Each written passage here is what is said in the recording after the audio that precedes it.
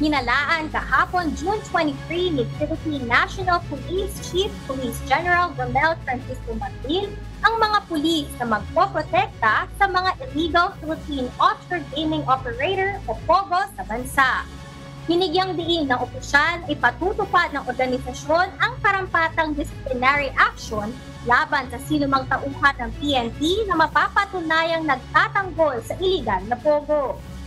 Sa isang pahayag, tiniyak ni PNP Chief na gagawin nila ang lahat para masigurong isinasabuhay ng mga pulis ang integridad sa pagganap ng kanilang tungkulin.